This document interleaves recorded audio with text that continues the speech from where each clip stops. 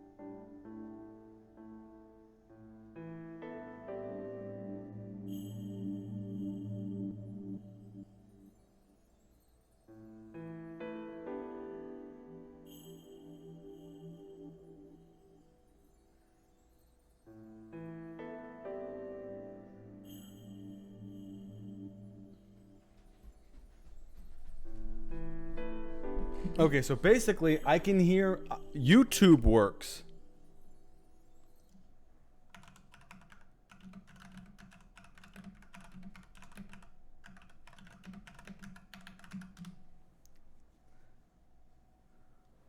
All right, well, I guess I'll have to stop the stream here then if none of the volume is happening on Twitch, because YouTube's there just to have it there.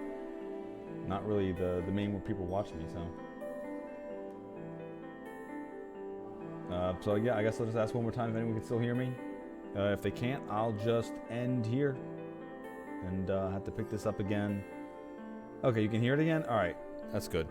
Yeah, the sound, I went back and checked the YouTube VOD. Sound never died on YouTube, but it only died on Twitch, I guess? Because I didn't change any other settings. I just turned the stream off and on again, and it took a bit, but if anyone can hear me now, okay. All right, well, I'm going to continue a bit.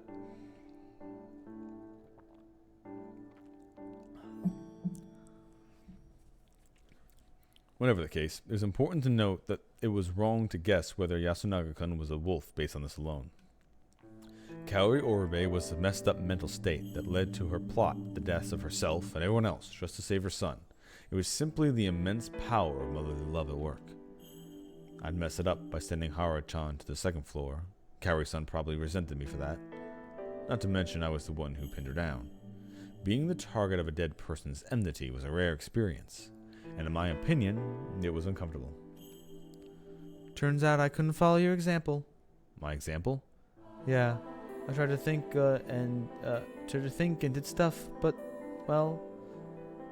Was I a bad influence on her? Well, carefully liberating her actions was never a bad thing, obviously. Also, it was worth noting she pointed out that Yasunaga-kun trying to guilt-trip her wasn't like him. Her own intuition was important too. Besides him, there was Tei-san, who believed nothing but the superstitious, Hara-chan, who always agreed with Yasunaga-kun, and Miko, the one who sealed Kaori-san's fate. Everyone is suspicious. Yeah, that's why I don't care who it is anymore. Kemi hung her head. I've decided to help Miko-chan. How? By running away with her? I'm telling you, it's pointless. It's better than just sitting around waiting for death, isn't it? And if she turns out to be a wolf, you'll be down one. Look a day, huh? Would it be? I don't know anymore. I killed someone. She said it casually, but I could tell this was hard for her to say. It's not your fault. I responded equally casually. I felt like breaking the illusion would be a bit too much to handle. Wow, it's like you don't care at all. But you were against it, weren't you? Not stopping the murder makes me a partner in crime, doesn't it? I'm the same in that regard. Oh, right. Also, the law would understand that you made the wrong decisions because of the circumstances. Law, huh? Well, being punished under a proper rule of law is infinitely better than being punished by some sort of weird laws of some mountain. Or what, you want to die a supernatural death? No dice, huh? Yeah. Man, this was complicated. Is it God's fault? Half of it, yeah. But you can't explain the other half? Right. Then talk about God, at least. How do I put this? God is misfortune. Well, I don't mean that literally. It's just that it's because of God that we can't attain happiness. Is God visible? Yeah, we've all seen it, but its true form might be invisible. Let me ask about your visible part. Is it human? Though slow and hesitantly, she gave me a light nod. Is it someone from Yasumizu? Silence. Neither yes nor no. Then, is it someone from the Kum Fujiyoshi? She kept her silence. Her shoulders were shaking a bit. Then... No, no, no! It's not human. You can deal with humans, but God is beyond them. Shit, I knew it would go like this. Come down and explain, otherwise we'll both be killed. Fine. I just want to watch the nightmare be over with already. Hey, Haruki-san, kill me. If it's your hands, I think I can really die. What are you saying? Get over yourself. I am. I'm not corrupted. I'm not insane. I'm not. It's Fujiyoshi that's crazy. It's God that's crazy. Is God some state of being? I just kind of blurted out something without thinking. Kimi was clearly in a state of panic. The despair was one cause, but someone panicked like this couldn't explain themselves properly. Also, I didn't feel like this was simply some spiritual being she could see. She could perceive God as a sensation of sorts, but the fact others couldn't cause her to panic. Explaining a scene like that wasn't easy. A sense like that wasn't easy, but trying to explain in detail was also a reminder of how much it scared her.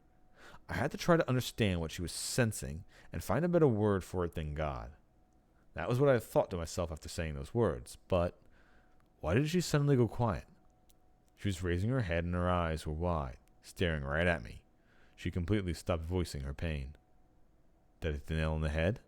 As I considered that possibility, I felt a cold, damp breeze from behind me. She wasn't staring at me. She was staring at something behind me. I turned around, following the direction of her eyes. How long had the front door been open? I had forgotten to lock the door. Ah! And how long had that thing been there? There was a person outside. Was it even human? Through the darkness, I could see that it definitely had a humanoid silhouette, but it was definitely abnormal. Its body was covered in bandages. No, sutras?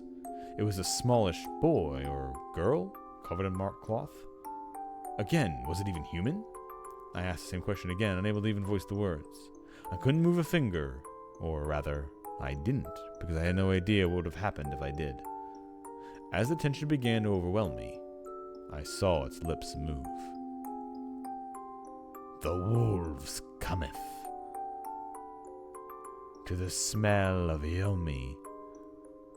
Cleanse, shelter, and dream. Daughter of Fujiyoshi. A howl. I heard something fall. Turned back around, I realized it was Kemi. Kemi? Still confused, I rushed over and caught her. It was a momentary loss of consciousness. She hadn't fainted.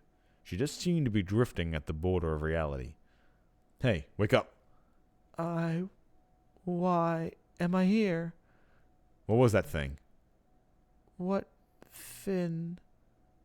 Weird. I'm so sleepy. Sorry, I'm going back. Kemi stood up. Her eyes were utterly devoid of life. She headed to the door. It was closed. There was no one there. Okay, this is definitely making me think that she's a wolf. Because if she didn't go to sleep, then whatever it is that she could have done, she wouldn't have been able to do it. Because the way this feels is like you're supposed to be asleep before you get possessed by whatever. So maybe that's what she means. Like, you're the wolf, but you get possessed by something. So it's not you doing it. It's just you kind of remembering you're doing it, maybe. And then just can't talk about it. Or you just don't. Or nobody knows if they're actually a wolf or not. Because it's all sleepwalking bullshit. Anyway, it doesn't matter. I set that matter aside for now. Kemi was way more important. I had to stop her. That was why I'll take you out of here. Wrap my arms around her. If you want to throw away your life, give it to me. Tomorrow morning, I'll take you and Miko and leave this place. You and Miko? Not just you? That was her first response in a while. Well, you entrusted her to me. I'll honor the trust you showed me until the end. Man of integrity, huh? You noticed? Well, there's also the fact that I'm not just too keen on letting a child die. You've dropped the tough guy act, Haruki-san. Also, when did you drop the honorific? You don't like it? I don't mind. It's just, shouldn't there be a transition point of these kinds of things? Go out with me. Sure. So, let's get out of here. Okay. Just so you know, I'm only saying that because I don't mind dying with you. Sorry, but Miko-chan's barely a blip on my radar. That's not very responsible, is it? Kemi-san is a girl with many brain problems, so she prefers to rely on people older than her. Leave it to me. Also, we're taking anyone who wishes to join us. What? I'm not getting some special treatment here? You are. The others have a choice. But now that we're dating, I'm taking you whether you like it or not. Not sure I'm happy about that one. Did you know I'm actually not a very popular guy? Haruki-san. Thanks. Her cheery voice compelled me to embrace her. If I'm killed by the wolves tonight, Don't say that. I don't care what. Take a part of me outside. Don't worry. I'm scared. I'm right here. I'm here for you. It hurt to say baseless things. Even so, I kept on saying whatever I could to make her feel better. We went on for nearly 10 or so minutes, though. Even if the wolves didn't pay us a visit, we'd have to respect the rules of living here. We awkwardly exchanged some parting words, and I saw her off as she returned to her room, her parting ways with a frail smile on her damn face. He'd be like, yeah, nah, fuck everybody. I'm not part of the game. No one can hurt me. I'm going to hide in a corner here. Nobody fuck around. Tomorrow. Everything would be decided tomorrow.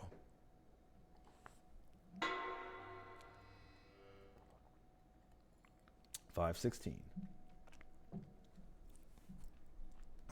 Another morning. Aside from being really hungry, I woke up the same as always. I hadn't died. The only real difference this morning was that I could go outside as I pleased. It was still misty out, and I couldn't see much beyond the dorm. A settlement isolated in mist. A space cut away from the world. Could we really leave this place? We could. It had to be physically possible. The idea that we couldn't was a speculation, no matter how much this place defied reality. What was that thing? Why did Kemi collapse? How sane were we? Was this even really happening? Human senses and memories often lied to us, though just dismissing anything that didn't make sense as an illusion wasn't a good idea. That thing had actually visited us. Its appearance was strange, but I had a little proof that it was something supernatural. So my idea for this one would be, is this Mochi? Or something like that? Or is this a brand new person? Or was this Rikako doing a thing? Or was this an extra person? Dun dun dun. The 13th student. Thus, that had to be human. As for the reason Kemi collapsed, there were quite a few possibilities. Unless it was a trick she'd schemed up with that thing beforehand. That being had to have been too much for her to handle emotionally. What did the thing say again? The wolves cometh to the smell of Yomi. Cleanse, shelter, and dream. Daughter of Fujiyoshi, was it?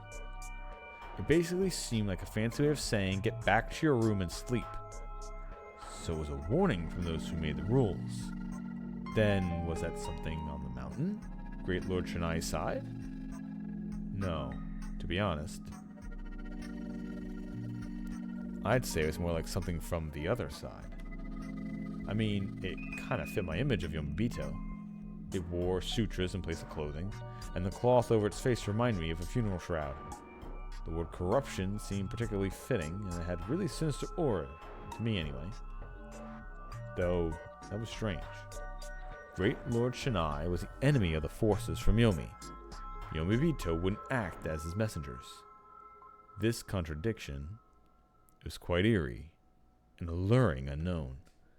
But that didn't matter now. My goal was to let Kemi and any supporters we gathered escape. I returned to the room, made my futon, and started searching again. The futon was the only thing in the closet. There was nothing I could use as a weapon. I gave up. I left the room. I went to Kemi's. If the worst had come to pass, I had to fulfill her last request. The door was locked. I knew it. So the wolf was... I knocked. She came out after a few seconds. Apparently, she was already ready to go. I want a weapon. I figured. She gave me a pretty large knife and with a sheath, probably used for hunting. Got anything for yourself? I lost my kitchen knife, so you'll have to protect... You lost the kitchen knife? You mean the thing that you gutted Mochi and the old man with?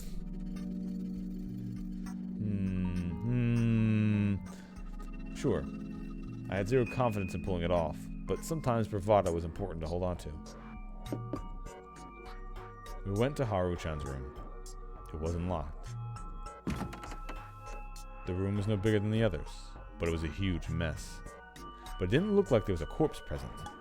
She'd either already woken up and went outside without locking the door, or her corpse was somewhere outside, like Yoshigitsu-kun. I gained a habit of expecting the worst.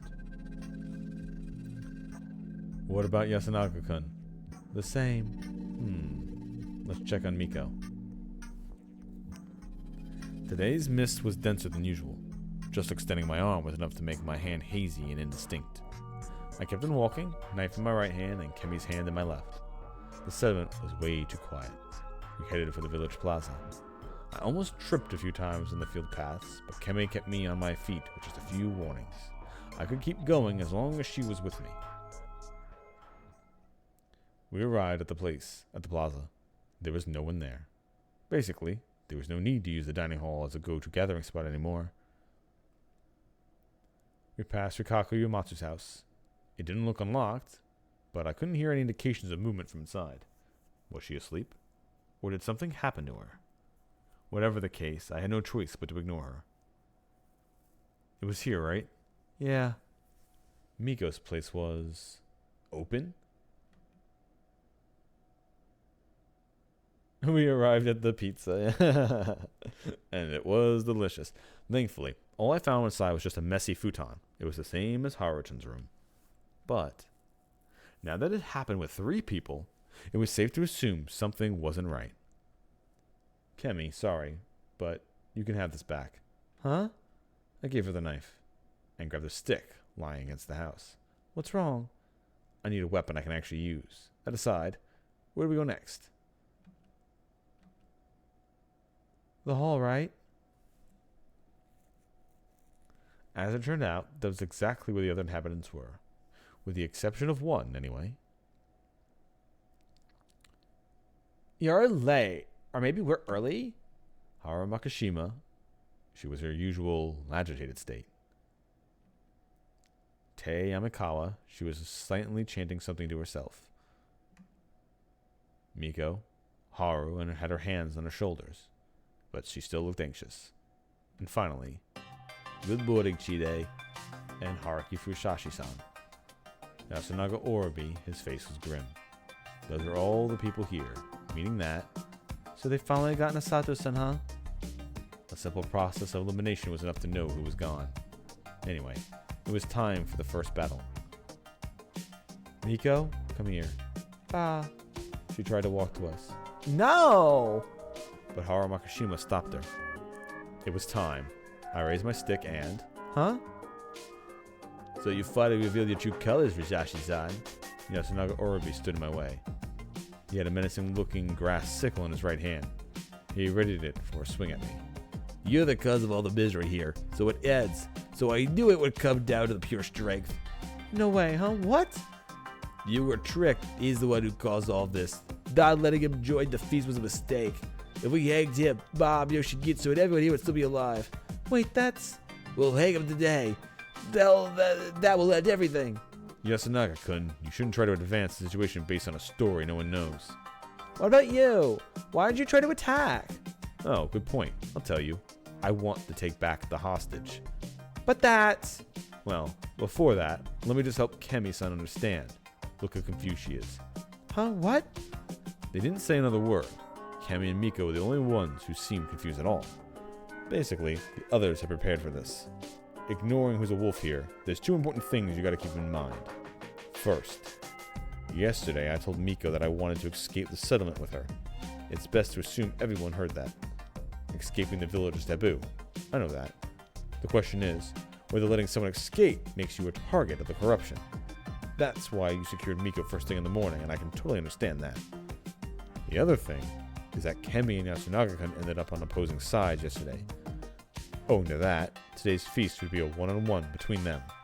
Since Haru-chan would almost always take Yasunaga's side, he'd have an advantage. But with Tei-san and Miko as swing votes, his victory wasn't guaranteed. That's why he decided that reconciling with Kemi and doing after the only outsider here was the safest way, right? You're wrong. I'm not.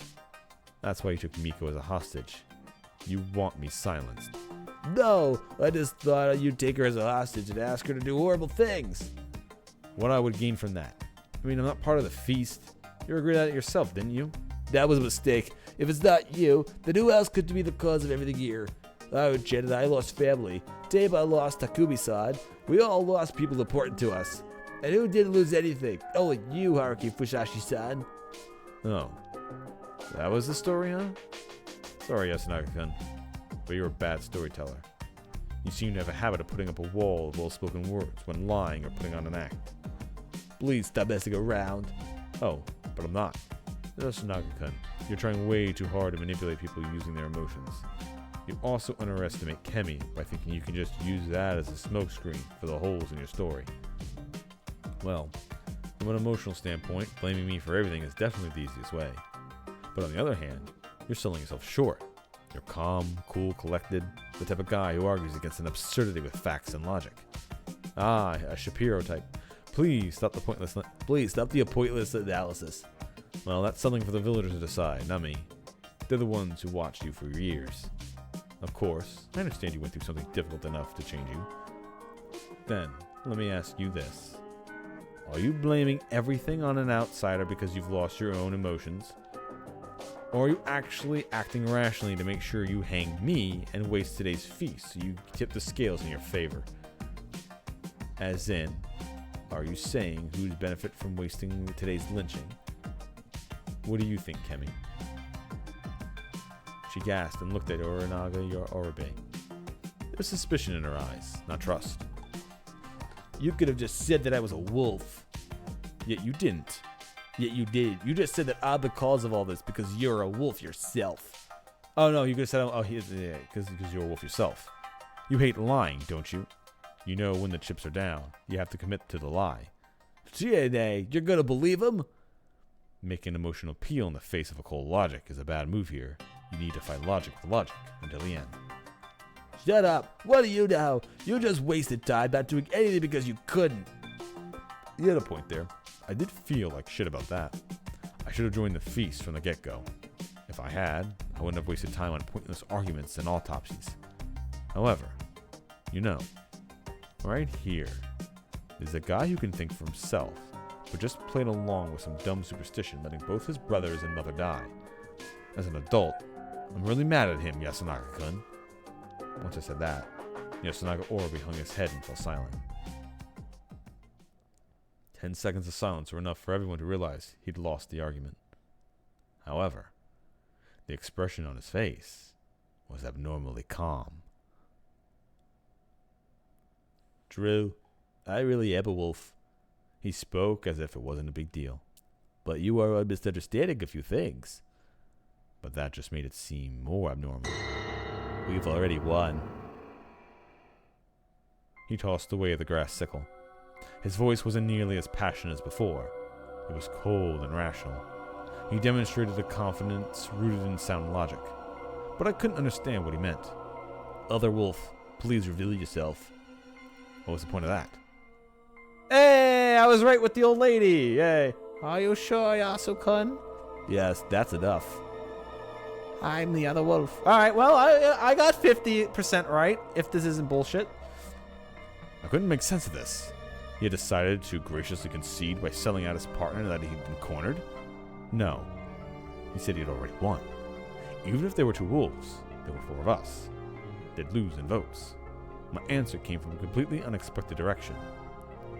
Ni-chan, you and Teba really are the wolves? A shout of pure, unadulterated joy. Haru Makishima became the least comprehensible of anyone present. She ran to Yasunaga Oribe and hugged him. She hesitated for a moment, but reciprocated. Miko, so as clueless as ever, slowly walked over to us. Oh, Ni-chan. I'm sorry, hide behind Kemi. Haruki-san, what is this? I don't know. I really didn't. But I had a feeling that something wasn't quite right for a while now, and I suspected it to be made clear now. I was certain of it, and I left the feeling uneasy. Okay, you have the initiative here. Can you explain? Deba, you do it. Fine. I've been relying too much on you all this time.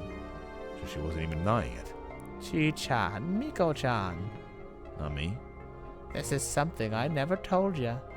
A long time ago, when I was still a girl, Kamifujiyoshi's people got drunk and revealed the truth behind the feast of the Yomi Purge. The truth. Tei Yamakawa told a story that was very similar to the legend they told in their strange village. Well, it was less like it was similar, and more like I was looking at it from the opposite angle. The part about the Great Lord Shinai sending the 5 guardians to help people was the same. 4 of them had teamed up with the humans to murder the wolves. However, in the real story, the good and bad sides were completely reversed. Apparently, the people and the 4 guardians joined Yomi on the very first feast of the Yomi Purge. Basically, all of them were Yomibito. They all ganged up on and overpowered the expulsed the wolves, who tried to resist until the very end. This meant this land had belonged to the Yomibito for a long time. The wolves were summoned here by none other than Shinai-sama himself. Some people of Yasumizu were given the blessing of the wolves and had to free Yosemizu of its Yomibito. Basically, it was a holy war for them, and that was the truth behind the feast of the Yomi Purge. So, one side says that the wolves came to kill us all, and to help us, Yomibito gave us the guardians so that we could find the wolves so we wouldn't die. And this way the legend says the wolves were originally kicked out of town, and they were given the ability to kill the others to try to come back and take revenge? 1 second. And had to free Yosemitsu of the Yomibito.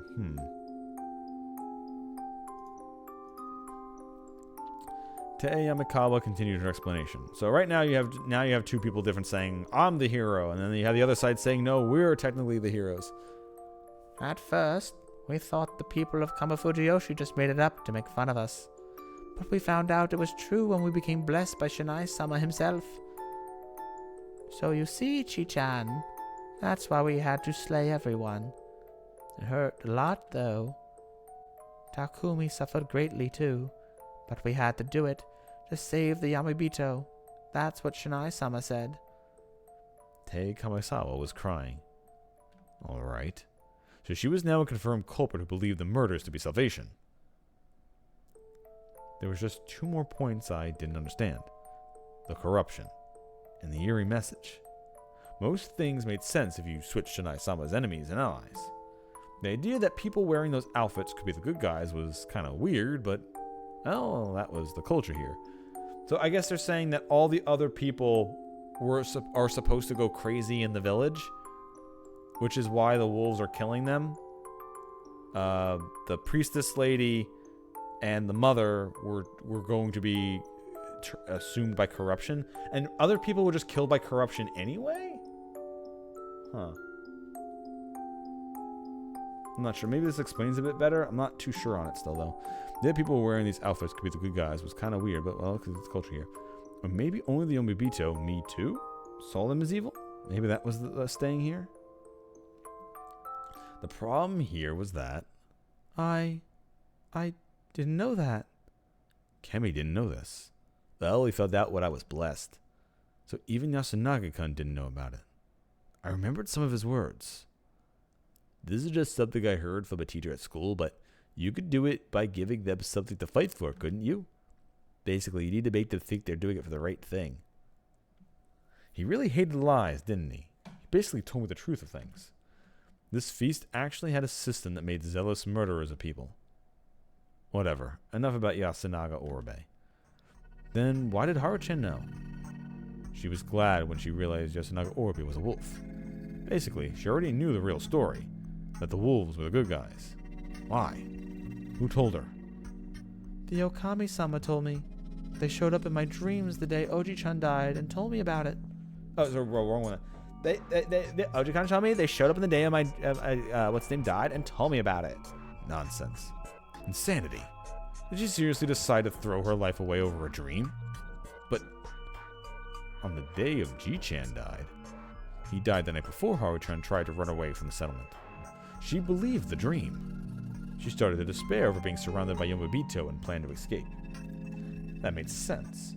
But I think that Teba would know the real story. There was no way she couldn't. But she didn't say it, so I thought that maybe she was a wolf.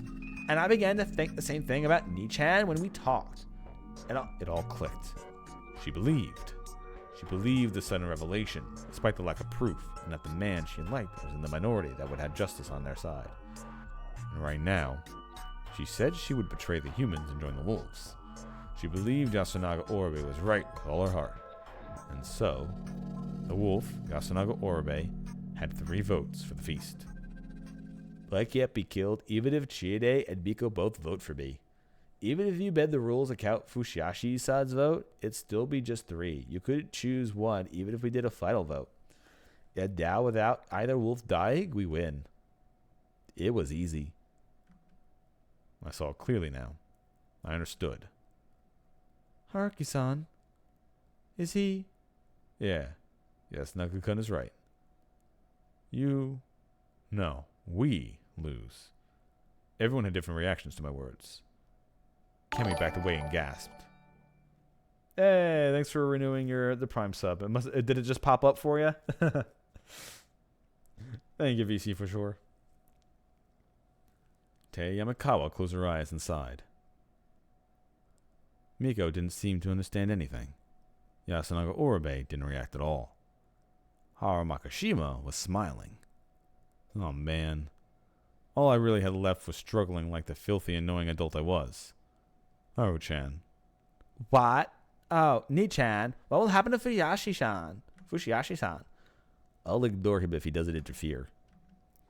I see. Was that relief just now? Sorry, but I couldn't enjoy my sudden jump in popularity. We don't have to slay him? Shidai Saba would do something if need be. That the passionate tone didn't much to convince me he truly believed this ridiculous superstition. But you won't ignore this, will you? Who knows? Honestly, if you're the good guys, I don't know if I should help the Yamabito side. Haruki-san? You're crueler than I thought. We city folk value a well-reasoned argument. I want to say I misjudged you. It's the right decision. Very right, in fact. Big words. Hey, what the hell? You said you liked Chine, didn't you? And now you're gonna abandon her? Good point. Well, yeah. I was pretty damn cold-blooded. I'm not too fond of being hit where it hurts, so I guess I'll respond. Haru-chan? What? You know you're gonna die, right? You're okay with that? Huh? This was pretty damn bad, honestly. Apparently, this great Lord Shinai was a huge scumbag. He should have told her that much. Even if you've been told a real story, you're still a human. You haven't become a wolf, have you? You didn't kill Takumi-san or Nasato-san, right? I didn't. I don't know why, but you're just a human who knows the real story. That's why the human's defeat will mean your death. You said that you thought Yasunaga-kun might have been a wolf when you talked together, right? I don't think you would ever let anything like that slip, so he probably realized your role from the way you were acting. He was probably trying to lead you by showing hints, but not revealing his identity, in order to test whether you join him. The wolves probably knew there was a human who had that role. What of it? He actually said that. This was the part where he was supposed to start lying. By not denying that, you basically admitted you were an absolute scumbag who used Haru-chan knowing you'd have to kill her. He was that bad at lying? Then how did he survive so long? Wait. Something was very wrong. I'd seriously misunderstood something here. And soon enough, my hunch was proven right. Seriously? What of it? Haru-chan. Haru Makishima's voice was brimming with joy. A carefree smile, laced with seductive intoxication. Yummy Bito need to be hung. We're corrupt, filthy, and disgusting. We can only be saved by the wolves, whirls, and claws. Everyone knows that. That's why you finished off Kaori-san, right? You wanted to make your mother happy? Yeah, exactly. Ni-chan, make me happy too. Haru Makishima coyishly leaned onto him. Yasunaga Oribe brought her closer without even a flicker of emotion crossing his face. Tai Yamakawa watched them with a broad smile. What? What the hell? Who were these people? So, Chiade, what will you do? If you listen to me, I'll save you. I underestimated it. I underestimated the madness of Yasumizu, and I realized too late that the Feast of the Yomi Purge wasn't just a system where zealous murderers killed each other. There was something here that completely shattered the people on a fundamental level. It was like a gear of madness. Those who knew the real story found salvation in death. That insane tale instantly convinced people that it was right to agree and to find peace in that. And I was actually surrounded by these very people. Understanding that made me remember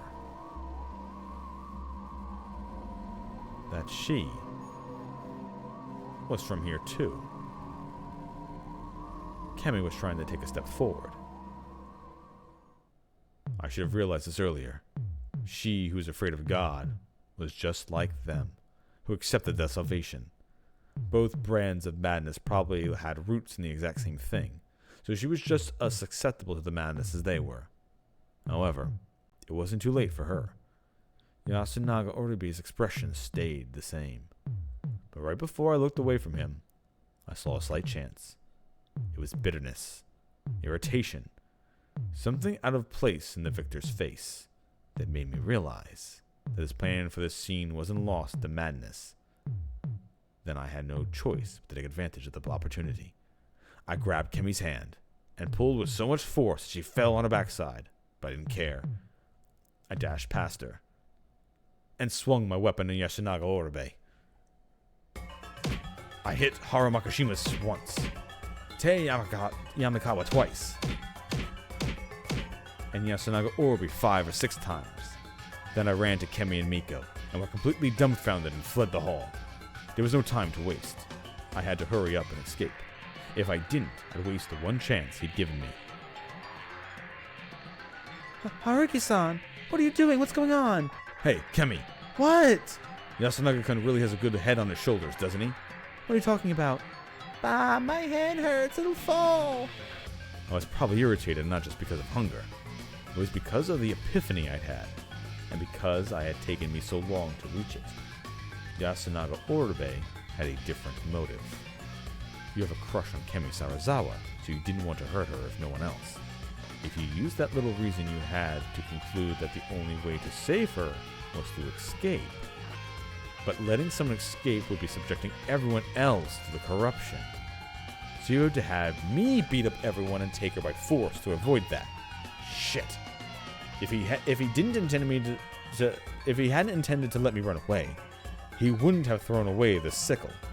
He was basically signaling me to understand and finally attack him. In the end, he was more clever than me and never stopped dancing to his tune. Regardless of, no, exactly because of that, I had to help these two escape no matter what. After all, I'm an adult.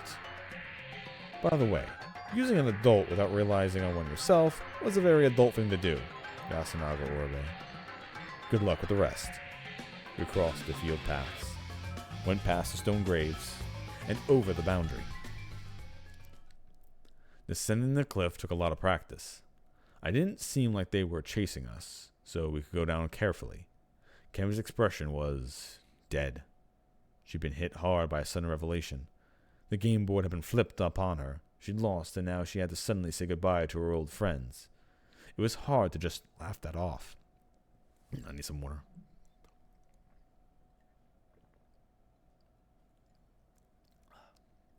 Should I have told her about Yasunaga-kun's intentions? I did consider it, but couldn't bring myself to. He chose to save her by sacrificing their relationship. If he knew, she'd probably want to go back to the settlement. Or maybe I just didn't want to say it, because of my pride as a man. That was fine by me, too. Being able to shrug off such unfairness was one of the blessings of adulthood. So I consoled Kemi, shouted to Miko to be more careful, and generally talked as much as I could. The mist grew even denser. Hey, Kemi. I think we're already outside the village. Maybe. We did it, and look, nothing happened. We did? Yep, now let's cross the river and return to town. Where's the river? I couldn't see anything. I hadn't just lost my bearings, it was worse than that. I couldn't even see Kemi or Miko's faces, and I was actually holding their hands. We were already at the bottom of the cliff, walking on the stones below. We heard water, so it was clear that we were close to the river. But I didn't know if we could keep going, not now, right now. Let's rest. We can't. Kemi. I thought she was going to freak out again, but... No, that's not it.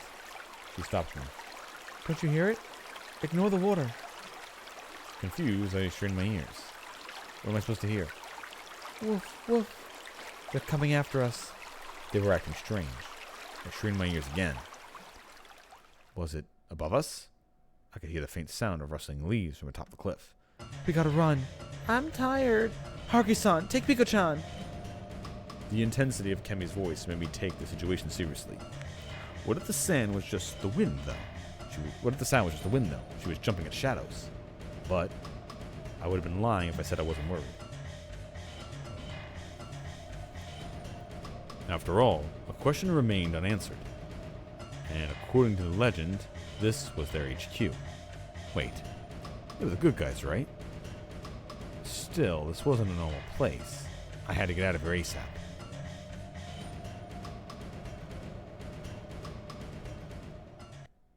After a while, I was forced to recognize the anomaly. We couldn't reach the river. I ran along the riverbed. It should have been small, just a few meters wide. But even after 2 minutes of running, there was no sign of the river. We couldn't get anywhere.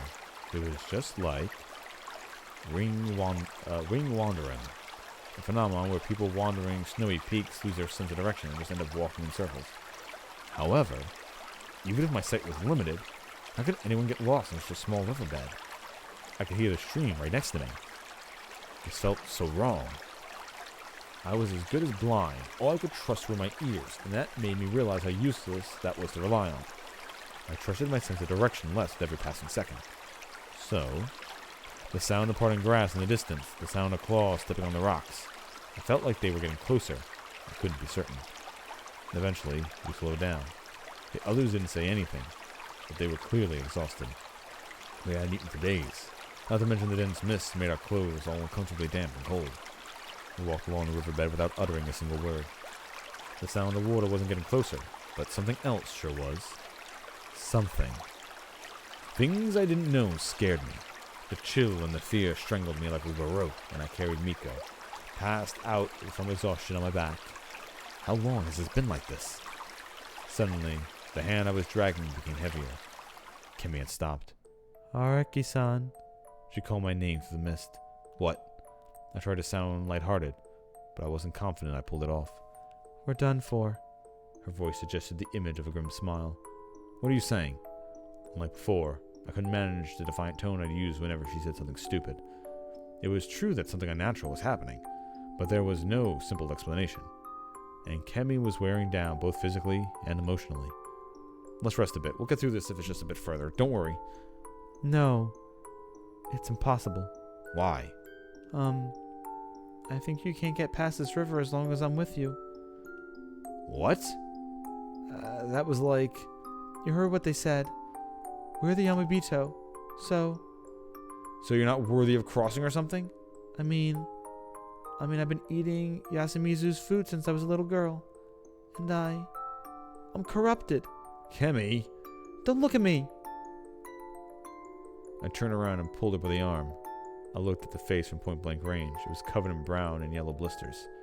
Before I could even be surprised or disgusted, I just kissed her. The sugary taste of blood, pus, and rust filled my mouth and spread throughout my throat. I didn't care. Then, to discard all unnecessary emotions, I hugged her as hard as I could. My breathing and thought ceased. I kept it up until the pain began to fade, then disappeared completely. Eventually, our lips were separated again. She prioritized words over breaths. I'm sorry. I'm so sorry. Even so, I hugged her tight. I couldn't lose to something so ridiculous. She weakly hugged me back, but she couldn't keep it up for long. Let's go. I'm telling you that... Let's go. The presence of the distance was definitely closing in. We walked. I felt like I'd been walking for several hours now. Our pursuers were close, but I had no intention of rushing. Kemi was slowly but surely getting weaker by the second. Her speed slackened with each step, and the weight on my arms was becoming heavier. I could hear her cough and vomit something out. She apologized every time she did, and I basically replied with, "It's alright," using different words every time. We walked. Kemi's feet began to make wet sounds with every step. We walked. Maybe we'd actually been in here for only a few minutes. We walked. Kemi kept apologizing. Maybe we haven't even moved a single meter. We walked. Maybe none of this was real. Then, maybe nothing had happened here would be weird. Eventually, Kemi called out with me with a hoarse voice. Haruki-san. The fact that she said something different had sparked a movement of baseless hope. And so, Thank you. her gratitude was followed by another wet sound. I had fun. With those final words, her weight vanished. It was strange. After all, I was still holding her hand. Or, rather, only her hand. With a splash, her body fluid spread around, while her limbs and entrails just collapsed. Kemi was gone, leaving behind only her rotting hand. Perhaps her remains were piling up in the mist ahead. I had a strange certainty I couldn't touch it ever again. Was this what they called the Yamabito? I couldn't accept this, no matter what. I don't care what. Take a part of me outside. I put the hand in my jacket pocket. I took Miko, still sleeping, and shifted my grip to make carrying her easier. I continued walking, for too long. Miko woke up. She was shocked that Kemi was gone and cried for a bit, but then said she wanted to walk by herself, so I put her down on the ground. The very next moment, she was dragged into the mist. It was clearly a malicious force that did that. To me, it looked like a furry arm. A scream resounded. It was an inhuman, animalistic scream. After hesitating for a moment, I turned to run and caught a glimpse of something beastly within the mist Miko had disappeared into. I ran. I ran so far away. I ran all night and day, and ran. Suddenly, I felt myself step into something wet. I had arrived at the river. It was meaningless. I lost everything. And in the end, only I survived. I don't care what. Take a part of me outside. So my real question then is, why when we tried to run the first time did we just die? Did we just die because we went the wrong way? Or what made, like, if we're not part of the game, why were we stopped? We should just have been able to escape. If we weren't stopped this time. Because we didn't have anybody with us last time. We just left by ourselves. Kemi got Miko killed, yeah. Also, what would have happened if we didn't let her walk? If we just kept her in our arms, would we just have gotten out of there?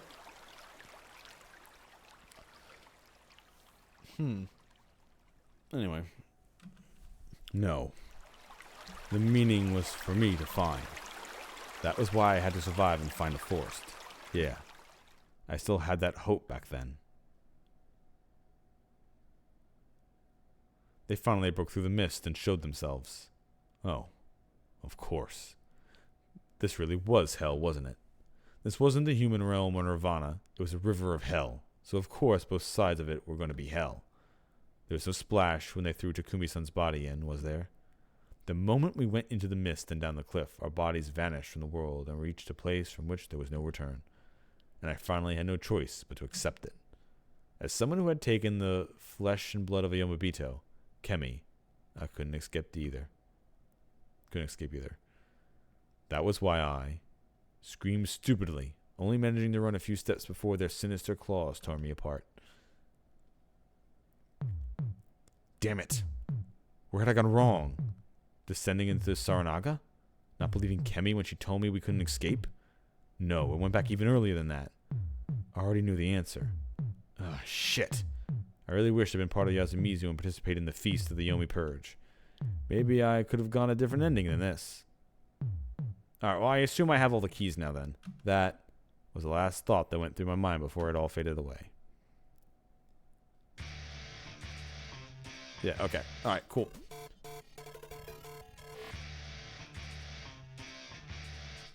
Okay, so now assumably we have all the keys where we go back to the one thing.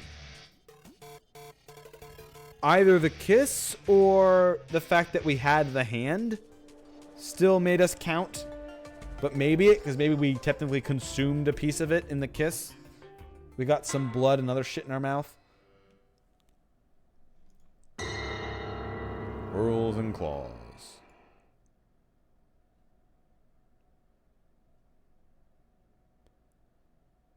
Oh no, we've only gotten one key. So there's a whole bunch of... Alright, so there definitely is a separate path where we get even more keys as well. Alright.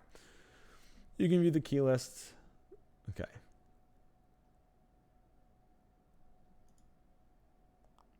Ending number 1. Watch hint corner? Sure. Even though it doesn't really tell me much every time, but... Hey, Chief, congratulations, or in order. You're now clear to Yomi, the first main route. Embrace the sense of accomplishment and lovey-dovey atmosphere. No, you're not in the mood for any of that? Well, it makes sense. Wasn't exactly a very happy ending. But keep your chin up. I'll help you find your way to a better ending. This one wasn't a bad ending, just an ending. Fun in the marshes with Chine. Since it wasn't a bad ending, I've got no advice for you. If you want to find a better ending, you need to find a way to proactively participate in the feat. Yep. Yeah, I know. I'll get there. Yeah, I know. It's fine. Yeah, because the only other ones that we had were... The only other choices that we have are the one at the very beginning, when we try to remember why we left. And then, the one where we need like 4 keys or something. When Kemi asked us, why was I at the river? I closed in the side of the road and killed the engine. It was steeper than I thought. My bike was on the verge of giving out, so I pushed down and deployed the kickstand. Well, I'm lost. Maybe taking a ride down an unknown road with no sat-nav on me wasn't such a good idea. I just followed the road, so I figured I wouldn't get lost, but now I was in some deep shit. No, cool it. This isn't a big deal. I sighed and took note of the fact that I had gotten lost in my pocket journal, and then pulled out a map.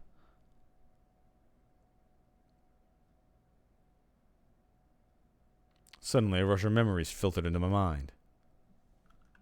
Remember incident.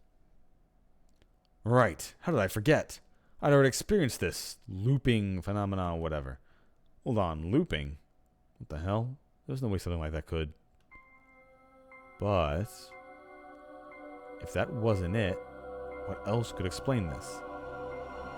So I assume this route would be we become part of the ritual, and then we try to convince everybody to actually out the wolves without telling them, without getting the wolves to know that we are one of them and keeping ourselves safe. Because if once we're part of the game, we can get killed. Even if we and no one's going to believe us if we tell everybody, yeah, those two are the wolves. Kill them now. So this is going to be us trying to convince everybody to make the right decisions without them knowing that I'm the one who has to die next. Or somehow keeping myself safe. How else could I, someone who died once, be alive right now? I had clear memories of getting caught in some strange incident in Yuzamizu and, shit, I couldn't remember how it ended. It was like last time too, my memories are all fragmented. But I did remember that I went to Yuzamizu, met the people there, and died. Had I come back here when, or because I died? That was a ridiculous idea, but the pain and fear I felt back then was just so vivid and fresh in my mind that I couldn't simply dismiss it as a dream or illusion. There was no point in lying to myself. I was here having experienced something that made sure I died. It was an incomplete memory from the future. I had no idea why I had it, but I definitely did. I had to come to terms with it first and foremost. The gas tank wasn't empty, but my cell phone couldn't find a signal, was running out of battery, and my throat was a bit dry. Exactly like last time. That meant that I was about to arrive at... Knew it. I really didn't want to meet that employee again, but from what I experienced, she was the only one I met before going to Fujiyoshi, so avoiding her probably wasn't a great idea. Her attitude was shit, but at least she always did what I asked. Though I really didn't want to drive down an unpaved road again. Hey. Can't wait to find out that this is the mountain god who's just being a pain in the ass fucking at the convenience store. God damn it, that's what this is. Fuck you. Once again, she greeted her customer with a borderline insane way. It actually made me kind of relieved, and I wanted to believe that she was just some kind of trick of the mind. It was just like before. To her, I was just an annoying late-night customer. Oh well. I just buy what I wanted. I'll take these. Huh? Why you getting so much crap? No reason. Yasumizu was just desperately poor and it had me worried. That was the problem? I was the customer. With this much stuff, she had to use the register. Still grumbling, she started scanning the barcodes. Once she was alone, I paid and asked. I just want to get to the nearest settlement. Do you have a map I could look at? Huh? No, we don't. Please, I need it. Just wait. She went through the staff door. Found it. I knew it. This here's the store. Go to the north into the crossroads. You'll find an overpass soon enough. Cross it. And when you come to a fork next to a giant boulder, turn right and head straight. But that's just a forest, isn't it? I knew that it was. There wasn't even a paved road here. Why'd you recommend the road anyway? If I'd crashed and died, it'd be homicide by negligence. This is settlement. It's just not on the map. That wasn't a lie. It wasn't weird for Yasumizu to not be on the map. It was a nearly abandoned settlement in the middle of nowhere. Why did she know about it? Why did she live in Kamafujiyoshi or something? That sounds like it'd be bad for my bike. What about this place, Fujiyoshi? That's a 2-hour drive through a shitty mountain path. Can I write that down? Sure. Where's the other closest town? Past 2 mountains. Man, I couldn't make sense of the local distance measurements. I don't recommend going wild around these parts at night. Oh, actual consideration. Though it's hard to be grateful, she was the one who pointed me in the direction of that shitty road in the first place. Turning back takes courage too. Turning back, huh? I'll think about it. Thank you. Thanks for coming, or whatever. Oh, by the way, got any interesting local drinks? I didn't see any in the drink aisle. Well, then we don't have any. I just thought you might have something in the back. Like hell we would. Could you at least check? Just wait. Found it. Seriously?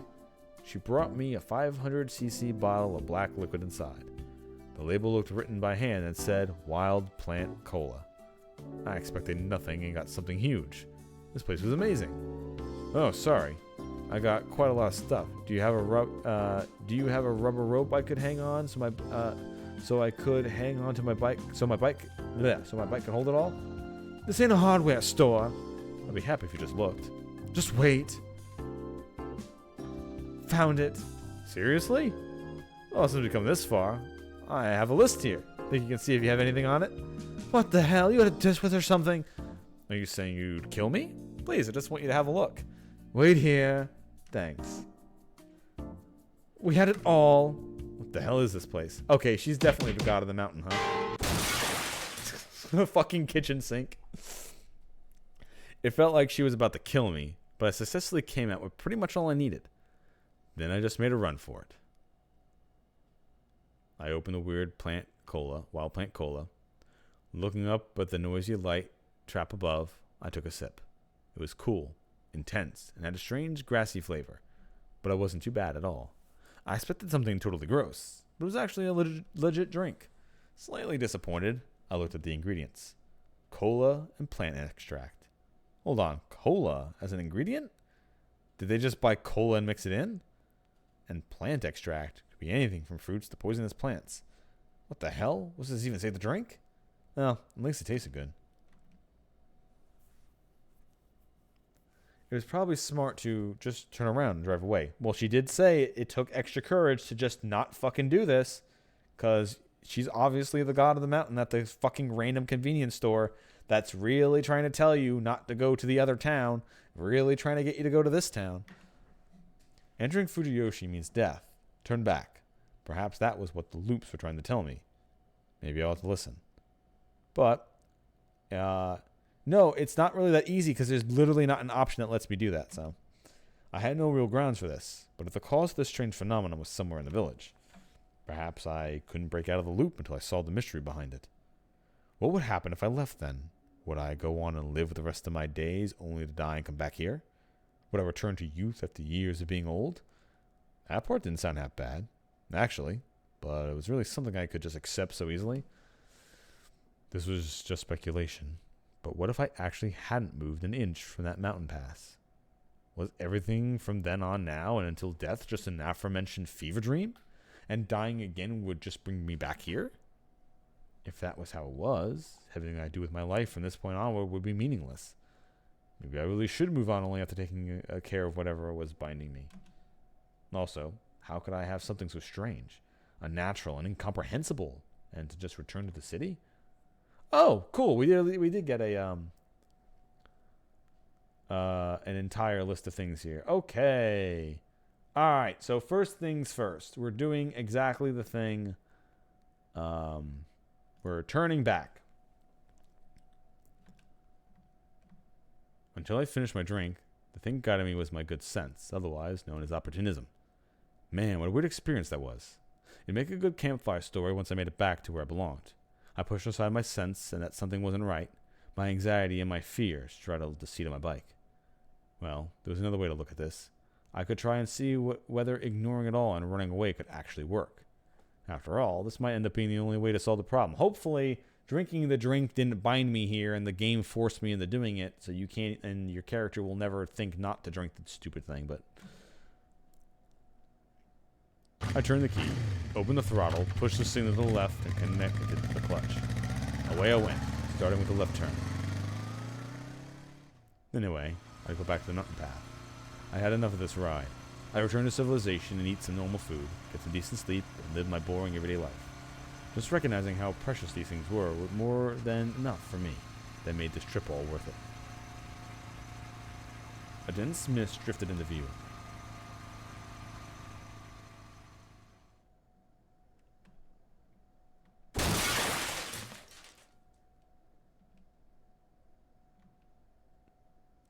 Yeah, alright, I don't like that.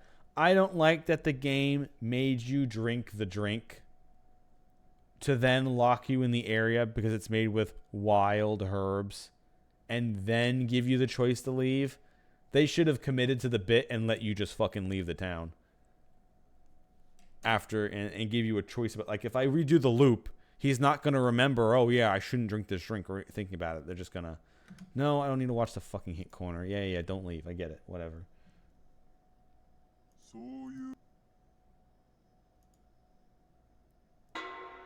hold up.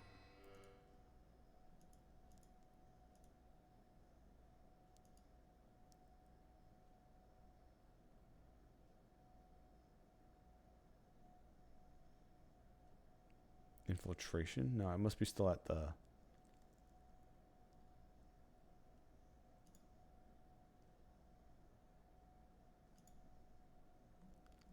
recall...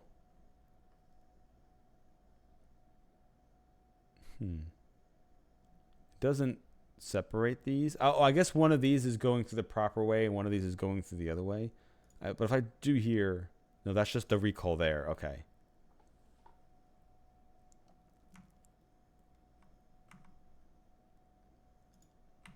No, I don't want to... How do I go back to the... It'd still be part of introduction. Don't remember other... No, okay. So that's just the remember one. Okay, that's where the route finally chooses one. Okay.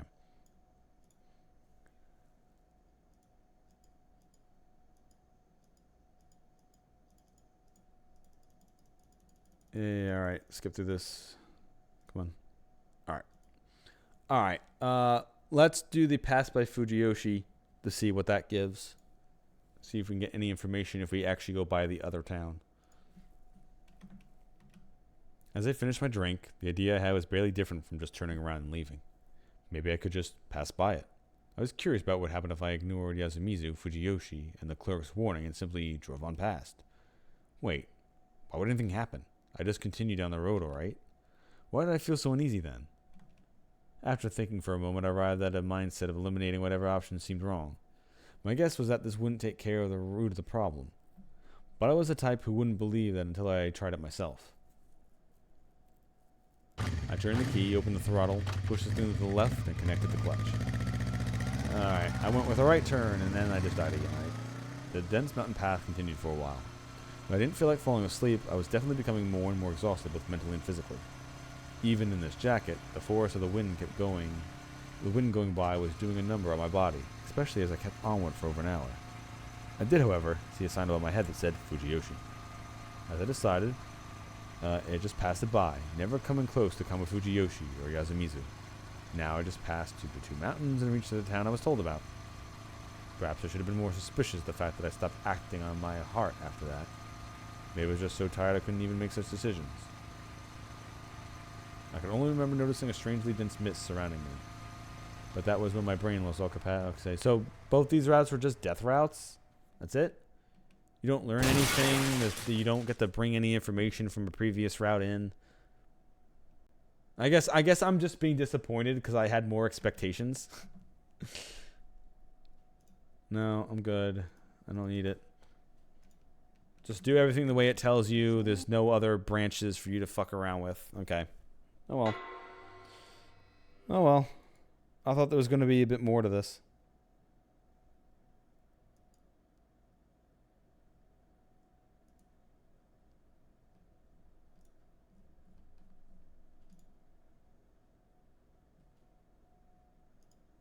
Or you just skip and then just go the way the game wants me to go. Okay.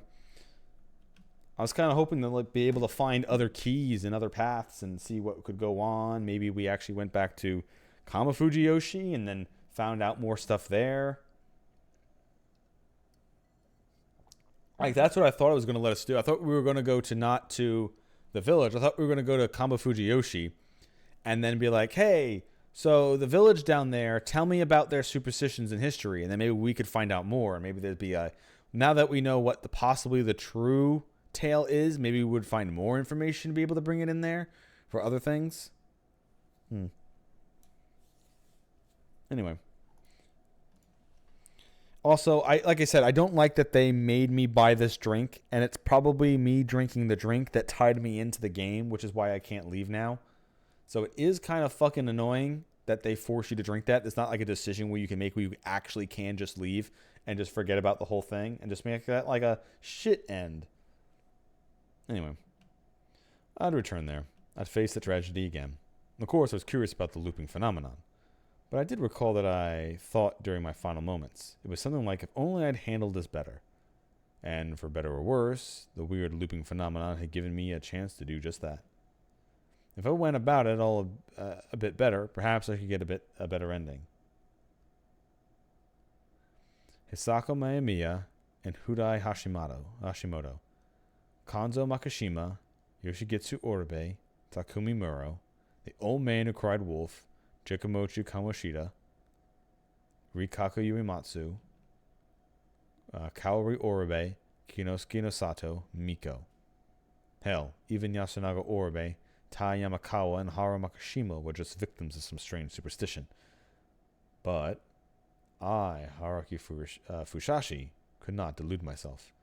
I was no hero. I had no powers, no convictions. I was just a dilettante. My only motivation here was a sense of perfectionism. I was annoyed at how many mistakes I had made the first time around. Because that's also the thing. If I'm out of the game, what happens if I just fucking killed the wolves? Would I be subject to God's punishment? And who cares if I was? The game would just be over. The game would just be flat over. If I just walked up there, fucking just nuked Granny into the fucking ground. Because remember, in that first day, I sneak off and I see her going out to pray. Well, I just bash her fucking head in and go, all right, Granny's done. And then you go out and you kill the other guy too. Like, all right, cool. I just got rid of both wolves. We're good to go. That would be cool to have that as like a fake ending too. And then I get killed by the corruption and it goes, nope, that's not the ending we wanted for you. Plus, there was a certain attraction I felt towards the unknown. It was the urge foundational to my being. And I'd be risking my life on its behalf. I wasn't about to pretend I was acting for the sake of others here. Although, Kemi is kind of cute. Though she hated her childhood home, it remained part of who she was, and I wanted to keep that from being tarnished with blood. That motive was perverse, forceful, selfish, lustful, and filthy, and I couldn't let myself forget any of that. I remembered the names of those I'd meet, and what I had to do. I turned the key, opened the throttle, pushed the signal to the left, and connected the clutch. Away I went, starting with a right turn. You'll find an overpass soon enough. Cross it when you've come to a fork next to a giant boulder. Turn right and head straight. I quickly came across it. I could clearly remember this overpass. The large boulder wasn't new to me either. Also, you should ask Kemi if that convenience store is actually there. But I wouldn't take that route this time.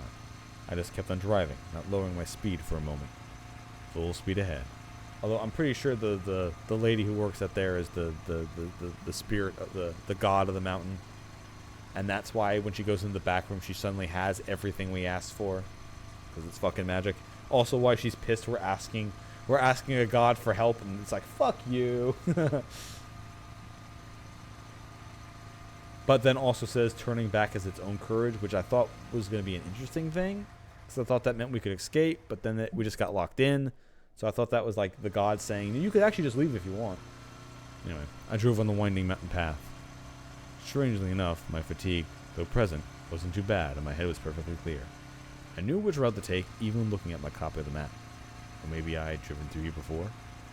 Perhaps this wasn't the first choice I'd made, but one of many. I couldn't be sure, and since my memories were so incomplete, nothing was certain. Still, they'd be an asset in the fight ahead. I wasn't going into this unarmed. I could no longer see the moon. If those memories held true, the rain would begin soon.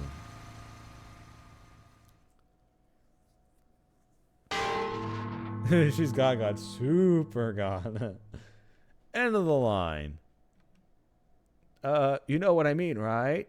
You set the upload streaming limit alert. Oh, message to on, didn't you? This is it, meaning you can only upload videos reaching up to this chapter. Well, you can actually go up to the choice that pops up after this, so prepare for your goodbyes. Yeah, no, I'm streaming it all. I don't give a fuck. I'm streaming it all. So basically, they just want you to go through the first half of. But why? Why is there this here? We already know who the wolves are.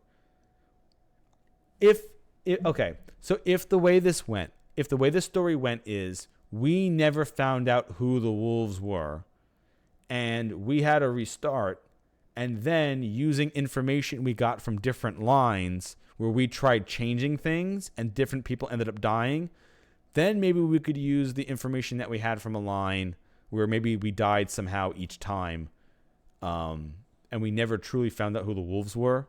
We only had like thoughts like, okay, certain people survive each time, but no one ever was able to tell if we actually hung a wolf.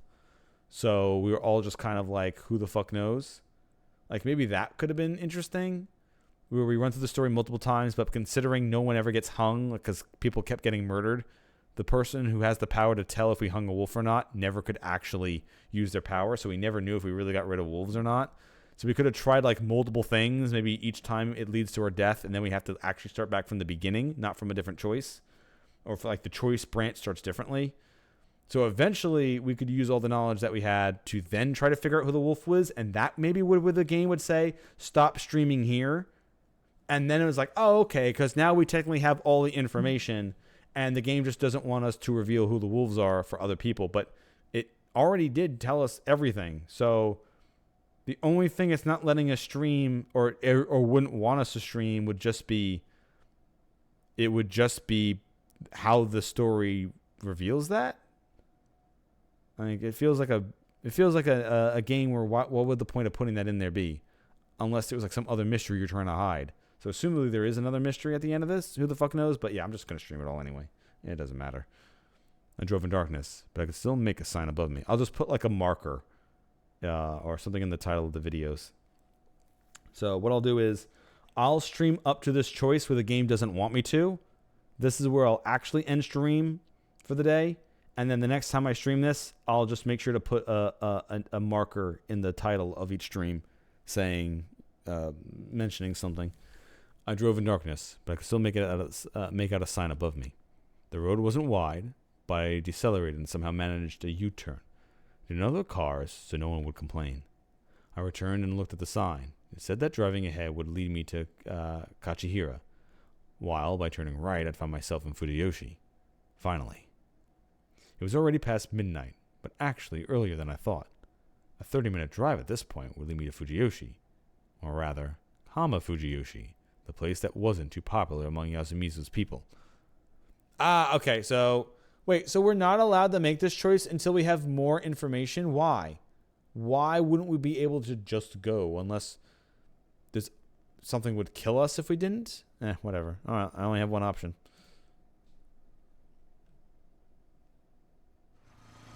Oh, a house. My time estimate was more or less right. After 30 or so minutes, I began seeing houses between the hills and the trees. I eventually left the forest and could see as well as anyone could in the middle of the night. It was already raining, and I knew it could only get worse. I had to do something before that happened. Anyway, so like I said, we're going to leave off at this choice. When I upload the streams to YouTube, also when I start the next stream, the next time I stream this, I'll put something in the title. Just so that I remember, I can put the limit there. At the end of this stream, we just read the warning where it said whatever, but I plan on streaming it all and I plan on uploading it all. If I get a message to take it down, I'll take it down. It doesn't really matter, but I'm not going to stop streaming this halfway through. Like, fuck that. Yes, every single person who's been watching me this entire time, go buy the game yourselves. I mean, if you want to, you can, and stop watching, but I'll stream more anyway. Anyway, thank you all for watching. This was just a bit of a Sunday stream. If I do stream this again, it will be on maybe a Thursday or another Sunday, or maybe I'll stream it during the day and not my normal streaming hours. Anyway, have a good night, everybody. I will see you all tomorrow for Chrono Trigger, which I had not played in 15 years and don't remember much of. I mean, I remember the characters, but I don't remember much of what happens within there to link all the things together, or really some other stuff. So anyway, thank you all for watching, and I'll see you all tomorrow.